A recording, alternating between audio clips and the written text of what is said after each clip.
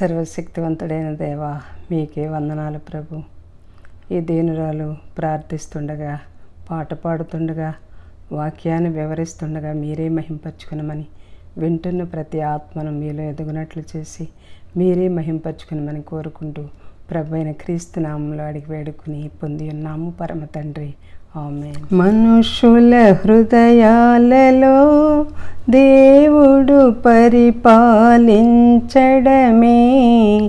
ఆధ్యాత్మిక పరిపాలనని వారు పశ్చాత్తాపపడి ఆయన రాజ్యము కోసము అంగీకరించాలని ప్రభువు పలికినని, అటువంటి వారివి ధన్యత జీవితాలని. ఆత్మ విషయమై దీనులైన వారు పరలోక రాజ్యము వారిదని దుఃఖపడువారు ఓదార్చబడుదురని,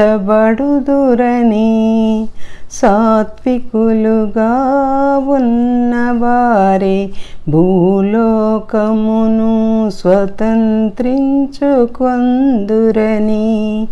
నీతి కొరకు ఆకలి తప్పులు గలవారు తృప్తిపరచబడుదురని,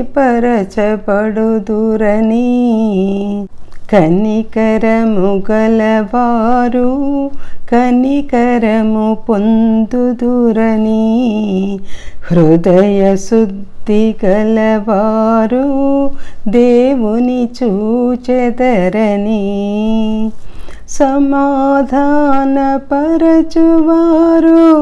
దేవుని కుమారులనబడుదురని, నీతి నిమిత్తము హింసింపబడువారు పరలోక రాజ్యము వారిదని, అటువంటి వారివే ధన్యత కలిగిన జీవితాలని, ధన్యత కలిగిన జీవితాలని. Praise the Lord. హల్లెలూయా. యేసు తన శిష్యులకు ఇతరులకు కొండ మీద ప్రసంగం చేశారు. మత్తయి సువార్త 5వ అధ్యాయం 1 నుండి 7వ అధ్యాయం 28వ వచనం వరకు కూడా ఉన్న వాక్య భాగాలను కొండ మీద ప్రసంగం చేశారు కాబట్టి దానికి కొండ మీద ప్రసంగం అని పేరు వచ్చింది. ఇంతకుముందే యేసు పరలోక రాజ్యం దగ్గరగా ఉన్నదని తెలియచేశారు. పరలోక రాజ్యం అంటే ఆధ్యాత్మిక పరిపాలన అని అర్థం చేసుకోవాలి. అది దేవుని నివాసమైన పరలోకంలో ఉంది. దేవుని రాజ్యం అంటే మనుషుల మధ్య, అంటే మనుషుల హృదయాల్లో దేవుడు పరిపాలించటం అంటే ఆంతరంగా ఆధ్యాత్మిక పరిపాలనని అర్థం చేసుకోవాలి. బాప్తిస్మ ఇచ్చే యోహాను యేసు ప్రభువు కూడా పరలోక రాజ్యం సమీపించి ఉన్నది అని చెప్పారు. పరలోక రాజ్యం నుంచి వచ్చిన రాజు యేసు తన సేవలో ప్రవేశిస్తున్నారు. ప్రజలు పశ్చాత్తాపపడి తమ జీవితాల్లో హృదయాల్లో దేవుని పరిపాలనను అంగీకరించాలని యేసు ప్రభు ప్రకటించారు. ప్రజలను పశ్చాత్తాపపడాలని ఆయన ఆజ్ఞాపిస్తూ ఉన్న భావాన్ని ఈ ప్రసంగం వివరిస్తుంది. సమాజంలో గుమికూడి ఉన్న చోట్ల యేసు దేవుని వాక్కు ఉపదేశించేవారు. వీధుల్లో, కొండల్లో జనం ఎక్కడ తన చుట్టూ పోగైతే అక్కడ బోధించేవారు. దేవుడు మానవ హృదయాల్లో తన పరిపాలనను స్థాపిస్తూ ఉన్న శుభవార్తే యేసు ఇచ్చిన సందేశం. ఆయన అన్ని రకాల వ్యాధులున్న వారిని బాగు చేశారు. కొన్నిసార్లు నోటి మాట ద్వారా, కొన్నిసార్లు వారిని తాకటం ద్వారా, తన కనికరాన్ని బట్టి ఇతరుల కోసం కూడా కొన్ని అద్భుతాలు కూడా చేశారు. ఆయన ఉపదేశించటం, రోగుల్ని బాగు చేయటం, రాజ్య శుభవార్త ప్రకటించటం, వీటిలో దేవుని సత్యాన్ని బోధించటం, ఉపదేశించటం అనేది చాలా గౌరవప్రదమైన పని అని మనం తెలుసుకోవాలి. ఆయనే సంతోషంగా చేస్తూ ఉండేవారు. అటువంటిది మనము కూడా ఆ విధంగానే చేయాలని తెలియజేయబడుతుంది. అన్ని విధాలుగా అంటే శరీరం, మనసు, ఆత్మల విషయంలో మనుషులకు సహాయం చేసేందుకు, బాధల్లో ఉన్న వారికి వారి బాధల నుండి విడిపించేందుకు చేస్తూ బోధించేవారు. మనము ఆయన మాదిరిగా ఉండాలి. 5వ అధ్యాయము 1-2 వచనాలు చూస్తుంటే, ఆయన ఆ జనసమూహములను చూచి కొండ ఎక్కి కూర్చుండగా ఆయన శిష్యులు ఆయన యొద్దకు వచ్చిరి. అప్పుడు ఆయన నోరు తెరచి ఇలాగు బోధింపసాగెను. ఆత్మ విషయమై దీనులైన వారు ధన్యులు, పరలోక రాజ్యము వారిది. ఈ వాక్య సందర్భంలో ఎటువంటి వారు ధన్యులు అని చెప్తూ పరలోక రాజ్యంలో ఉన్న వారే ధన్యులు అని చెప్తున్నారు ప్రభు. ఈ విధంగా ఉండటానికి ఏమి చెయ్యాలి అనేది ముఖ్యం. యేసు ప్రభువును అనుసరించే వారికి, అనగా ఆయనను నిజమైన దేవుడని అంగీకరించేవారే. అలా అంగీకరించని వారు ఆయనను ఆచరించలేరు.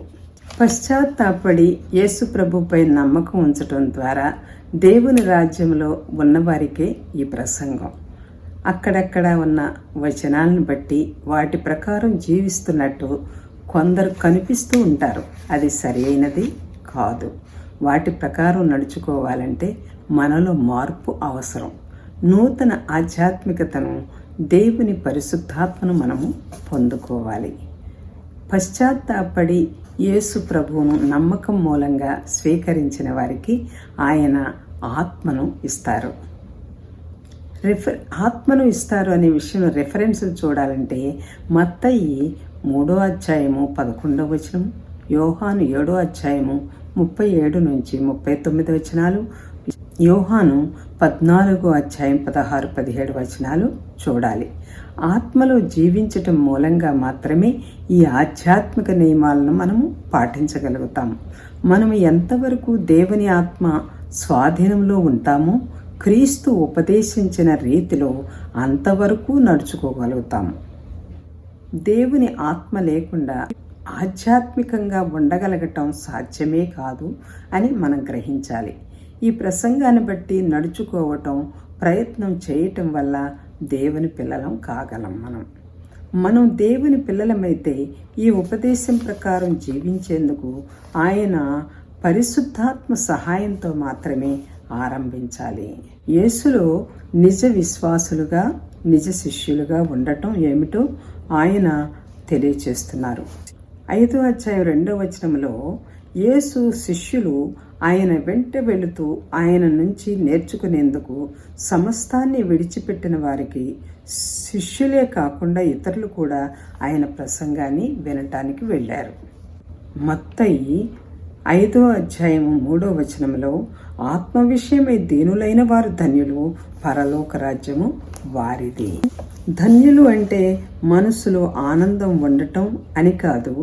ఆనంద స్థితిలో అంటే దేవుని సన్నిధిలో శాశ్వత ఆనందానికి దారితీసే స్థితిలో ఉండటం. ఆధ్యాత్మిక దీవెనను పొందుకోవటం క్రొత్త నిబంధనలో మనం చూస్తున్నాం. దేవుని రాజ్యంలో ధన్యులైన వారికి దుఃఖాలు ఉండవని, ఎప్పుడు ఆనందిస్తుంటారని అనుకోకూడదు. వారి ఆనంద సంపూర్ణత భవిష్యత్తులో కలుగుతుంది. ఆయనలో కొంత రుచి ముందుగా తెలిసిపోతుంది. దేవుడు తన ప్రజలతో తన ఆనందాన్ని వారితో పంచుకుంటారు. యోహాను సువార్త 15వ అధ్యాయం 11వ వచనం, 17వ అధ్యాయం 13వ వచనం, రోమీలకు రాసిన లేఖ 14వ అధ్యాయం 17వ వచనం, అలాగే రోమీలకు రాసిన లేఖ 15వ అధ్యాయం 13వ వచనం, 1 పేతురు 1వ అధ్యాయం 8వ వచనం చూడాలి. అప్పుడే నిజ దేవునితో, ఆయనతో ఈ ఆనంద స్థితి పంచుకోవాలంటే బైబిల్ను మనం చదివితే గ్రహింపవుతుంది. ఈ లోకంలో ధనికులు, గర్విష్ఠులు, అధికారం కలవారు, తాము మంచి వాళ్ళము అనుకునేవారు, మనుషులు సహజంగా ఊహించే విషయమే మాత్రమే కాదు. దేవుని ఆలోచనలు మనిషి ఆలోచన లాంటివి కావు. మనుషులు వారి ఆధ్యాత్మిక దారిద్రతను గుర్తించినవారు. దీనులు వినయ మనసు కలవారు ధన్యులు అని యేసు చెప్తున్నారు. పరలోక రాజ్యం వారిదని. పశ్చాత్తాపడేవారు వారి ఆధ్యాత్మికత లేనితనం గుర్తించిన వారు వారి పాపాల విషయం పరిశుద్ధాత్మ వారిని ఒప్పిస్తారు కాబట్టి వాటిని గుర్తించగలుగుతారు. దేవుని ఎదుట చెప్పుకునేందుకు తమలో ఎలాంటి నీతి న్యాయాలు ఎలాంటి యోగ్యత లేవని గుర్తిస్తారు. యేసు ప్రభు ఎదుట తమని తాము తగ్గించుకుంటారు. ఆయనను రక్షకుడుగా ప్రభువుగా స్వీకరిస్తారు. ఎందుకంటే ఇది దేవుని రాజ్యంలో ప్రవేశించే ఏకైక మార్గం. ఇది తప్ప వేరే మార్గం అంటూ లేదు. దేవుని రాజ్యములో ఉన్నవారు దీనిని చవిచూచారు. అందుకే యేసు వారిని ధన్యులు అని అంటున్నారు. తమను తాము గొప్పగా భావించేవారు కాదు, కానీ తక్కువగా ఎంచుకునే వాళ్లే ధన్యులు అని ప్రభు చెప్తున్నారు. వినయ మనస్సు అనే గుణాన్ని దేవుడు చాలా విలువైనదిగా ఎంచుతారు. తమ ఆధ్యాత్మికత పేదరికాన్ని గుర్తించిన వారు నిజమైన జ్ఞానాన్ని తెలుసుకుని వారి నిజస్థితి ఏంటో, దేవుడు ఎలాంటి వాడో గుర్తించగలుగుతారు. తమని తాము దేవుడుగా ఎంచుకోరు, కానీ తాము చాలా తక్కువ వారమని, దేవుని నుండి ఎలాంటి మేలు పొందటానికి యోగ్యులము కాదని అనుకుంటారు. కేవలము దేవుని కృప ఒక్కటే మనలో ఈ గుణాన్ని కలిగించగలుగుతుంది. కొందరిలో సహజంగా సామర్థ్యం లేని వాణ్ణని భావం, పిరికితనం కలిగి ఉండటం, న్యూనతాభావం కలిగి ఉంటారు. సాధుగుణం బలహీనత కాదని, నిజానికి అది గొప్ప ఆత్మబలం అని, అది దేవుని కుమారుల్లో యేసులో ఉన్న గుణలక్షణమని మనమందరము గ్రహించాలి. మత్తయి 5వ అధ్యాయము 4వ వచనానికి చూస్తే, దుఃఖపడువారు ధన్యులు, వారు ఓదార్చబడుదురు. యేసు తన ప్రసంగంలో దుఃఖించటానికి ఆయన ఉపదేశాలన్నిట్లో ప్రాథమిక విషయమని, ఆయన రాజ్యం కట్టబడ్డ పునాదిలో ముఖ్యమైన రాయి లాంటిదని చూడగలము. ఎవరైతే తమ ఆధ్యాత్మిక లేమిని, తమ పాపాలను, భ్రష్ట స్వభావాన్ని గుర్తిస్తారో అలాంటి వారు దుఃఖపడతారు. తాము అలాంటి పాపులమని దుఃఖిస్తూ ఉంటారు. మానవ జాతి అంతా పడిపోయిన భ్రష్ట స్థితిని బట్టి కూడా విలపిస్తూ ఉంటారు. ఇహలోక దుఃఖం అంటే తాము కోరినది దొరకకపోవటం వలన స్వార్థపూరితమైన దుఃఖం, ఏదో నష్టపోయినందుకు కలిగే దుఃఖం, ఏదో విషయంలో ఆశాభంగం చెందినందుకు అనుభవించే దుఃఖం. ఇటువంటి దుఃఖం చావును కలిగిస్తుంది. దానికి రిఫరెన్స్ 2 కొరింథీయులు 7వ అధ్యాయం 10వ వచనం చూడాలి. దేవుని రాజ్యంలోని వారి దుఃఖం పశ్చాత్తాపాన్ని కలుగచేసే దైవ సంబంధమైన దుఃఖం. ఇది దేవుని పరలోక రాజ్య ధన్యతకు దారితీస్తుంది. ఇలాంటి వారికి కొంతవరకు దేవుని ఓదార్పు లభిస్తుంది. రాబోయే కాలంలో సంపూర్ణంగా శాశ్వతంగా లభిస్తుంది. మత్తయి సువార్త 5వ అధ్యాయము 5వ వచనం చూస్తే, సాత్వికులు ధన్యులు, వారు పరలోకమును స్వతంత్రించుకుందరు. ఈ వాక్య భాగంలో సాత్వికులు అంటే సాధుగుణం, బలహీనత కాదది, ఆత్మబలం అని గ్రహించాలి. ఇది యేసు ప్రభువులోని లక్షణమే. దానికి రిఫరెన్స్లు చూస్తే మత్తయి 11వ అధ్యాయం 29వ వచనం, మత్తయి 21వ అధ్యాయం 5వ వచనం, 2 కొరింథీయులు 10వ అధ్యాయం 1వ వచనం చూడాలి. సాత్విక గుణం సైతానుకు, పాపానికి వ్యతిరేకంగా సత్యం పక్షాన పోరాడే ఆధ్యాత్మిక యోధుడి వ్యక్తిత్వానికి అనుగుణమైన లక్షణం. ఎఫెసీయులకు రాసిన లేఖ 6వ అధ్యాయం 10 నుంచి 17 వచనాలు చూడాలి.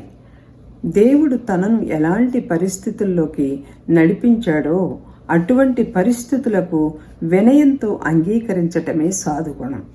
దేవుని కోసం బాధలను అనుభవించటానికి సమ్మతించటం, హేళన చేయటం, తిరస్కరింపబడటం జరిగిన కోపం చూపకుండా ఉండటానికి సిద్ధపడటమే సాధుగుణం. అదే సాత్వికత. 1 పేతురు 2వ అధ్యాయం 21 నుంచి 23 వచనాలు చూడాలి. దేవుని సంకల్పానికి, తమపై దేవుని పరిపాలనకు తమను తాము లోబర్చుకుని ఆయన కోసం భరించవలసిన వాటిని భరించే వారే సాధుగుణం కలవారు.